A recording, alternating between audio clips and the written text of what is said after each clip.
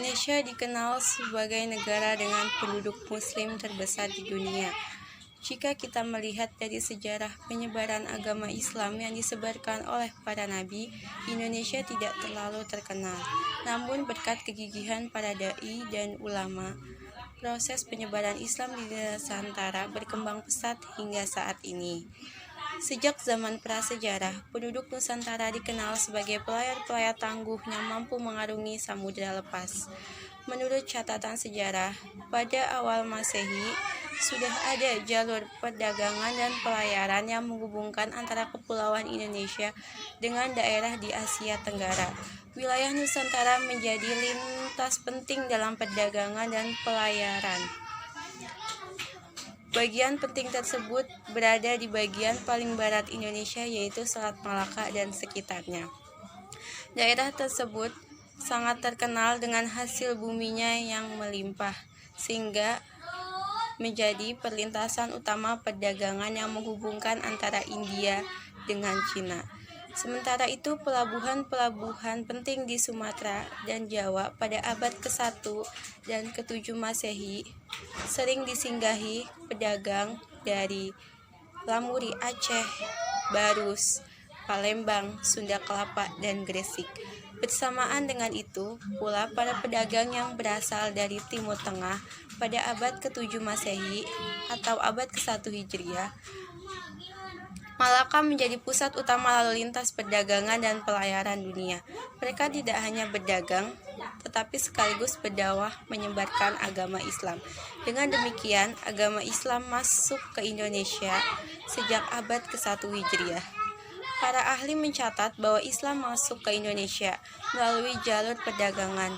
Sebelum Islam datang, Nusantara berada pada pengaruh agama Hindu-Buddha. Pengaruh-pengaruh tersebut berdampak pada pola hidup masyarakat di Indonesia. Namun dalam perkembangannya, pengaruh Islam jauh lebih kuat daripada agama Hindu-Buddha yang sebelumnya telah menyebar luas di Indonesia. Masuknya agama Islam di Nusantara melalui jalur perdagangan berlangsung dengan cara-cara damai. Ajaran Islam mudah diterima oleh masyarakat dengan mendapat perhatian dari penduduk Nusantara. Berbagai sumber sejarah menyatakan bahwa agama Islam masuk ke Indonesia pada abad ke-7 Masehi. Namun, para pemeluk agama Islam menjadi lebih jelas pada abad ke-13 yang ditandai dengan berdirinya Kerajaan Samudra Pasai di Aceh sebagai kerajaan Islam pertama di Indonesia. Proses masuknya Islam di Indonesia berjalan secara bertahap dan melalui berbagai jalan. Menurut para ahli, teori-teori tentang kedatangan Islam ke Indonesia adalah sebagai berikut. Teori-teori tentang masuknya agama Islam ke Nusantara. 1. Teori Gujarat. Menurut Snowhard seorang tokoh dari Belanda menyatakan bahwa agama Islam masuk ke Nusantara sekitar abad ke-13, dibawa oleh para pedagang agama Islam di daerah bagian India. Ada dua bukti yang mendukung teori ini. 1. Penemuan batu nisan Sultan Malik al-Saleh, Sultan Samudra Pasai. 2. Tulisan Marco Polo, pedagang dari Venesia yang pernah singgah di Aceh pada tahun 1292. Teori Cina. Menurut teori Cina, proses kedatangan Islam ke Indonesia, khususnya di tanah Jawa, berasal dari pedagang Cina. Mereka telah berhubungan dagang dengan penduduk Indonesia jauh sebelum Islam dikenal di Indonesia, yaitu sejak zaman Hindu-Buddha. Ajaran Islam sendiri sampai ke Indonesia, lalu ke Cina pada abad ke-7 Masehi. Pada masa pemerintahan dinasti Tang tahun 618 sampai 960 Masehi, di daerah Quanzhou, Kanton Zhangzhou, di pesisir Cina Selatan, telah terdapat sejumlah pemukiman Islam. Sebagai pembuktian teori Cina ini, bahwa Raja Islam pertama di Indonesia yakni Raden Patah dari Bintoro, Demak, merupakan keturunan Cina. Teori Persia. Adapun teori yang lemah namun tidak digaungkan dan tidak pula dijadikan pakem layaknya teori Gujarat milik Snow. yakni teori Persia hasil pemikiran Prof. Dr. Abu Bakar Aceh yang mengikuti pandangan Dr. Husein Jaja di Ningrat.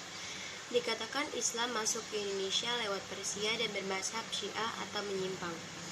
Pandangan masuknya Islam ke Indonesia didasari atas sistem mengeja membaca huruf Al-Quran yang mirip dengan Persia.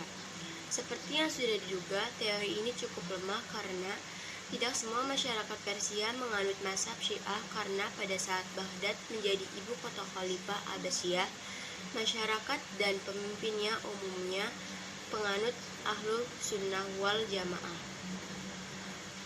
Pengguna sistem baca Persia di Jawa Barat bukan penganut mazhab Syiah, yang justru masyarakatnya menganut mazhab Syafi'i.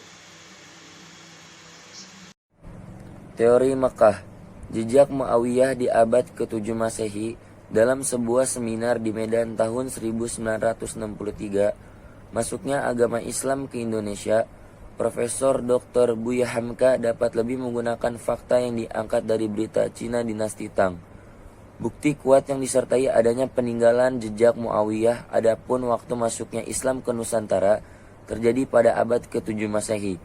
Dalam beritanya dituturkan ditemunya Hunayan wirausahawan Arab Islam di pantai barat Sumatera, sehingga disimpulkan Islam masuk ke Indonesia langsung dari Arab yang dibawa oleh para pengusaha Arab. Sementara kerajaan Samudra Pasai yang disangkakan Snok baru didirikan pada abad 1275 Masehi atau abad ke-13 Masehi, yang bukan awal masuknya Islam melainkan awal perkembangan mazhab Syafi'i di Indonesia.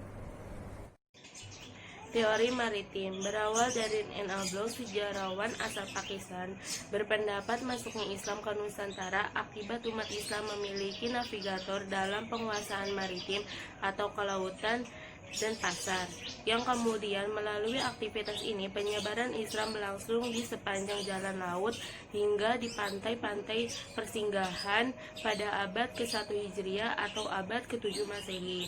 Dijelaskan pula rentan waktu terjadi pada abad ke-1 Hijriah atau 7 Masehi yang proses penyebaran dan perkembangan dakwah ajaran Islam ini berlangsung selama 5 abad, dari 1 Hijriah hingga 5 Hijriah atau 7 Masehi hingga 12 Masehi. N.A. Bloch juga menjelaskan mulai dari abad ke-6 Hijriah atau 13 Masehi terjadi pengembangan dakwah Islam hingga ke pedalaman oleh masyarakat pribumi. Selain itu, Aceh pada abad ke-9 Masehi yang diikuti wilayah lain di Nusantara. Semua teori di atas masing-masing memiliki kelemahan dan kelebihan tersendiri. Tidak ada kemutlakan dan kepastian yang jelas dalam masing-masing teori tersebut. Semua teori di atas semakin memperkaya khazanah keilmuan tentang sejarah Islam di Nusantara. Agama Islam berkembang di Indonesia disebabkan oleh berbagai golongan, yakni para pedagang sufi dan para wali. Para wali menyebarkan Islam di Nusantara, khususnya di tanah Jawa. Di antara sekian banyak wali, yang terkenal adalah Wali Sanga atau Wali Sembilan. Berikut adalah nama-nama Wali Songo. 1. Sunan Gunung Jati atau Syarif Hidayatullah. 2. Sunan Ampel atau Raden Rahmat. 3. Sunan Gresik atau Maulana Malik Ibrahim. 4. Sunan Bonang atau Raden Makhdum. 5. Sunan Giri atau Raden Paku. 6. Sunan Derajat atau Raden Qasim. 7. Sunan Muria atau Raden Umar Said. 8. Sunan Kudus atau Ja'far Shadiq. 9. Sunan Kalijaga atau Raden Sahid. Kerajaan-kerajaan Islam. 1. Kerajaan Samudra Pasai. 2. Kerajaan Demak. 3. Kesultanan Gorontalo. 4. Kesultanan Banten. 5. Kerajaan Ternate. 6. Kerajaan Tidore.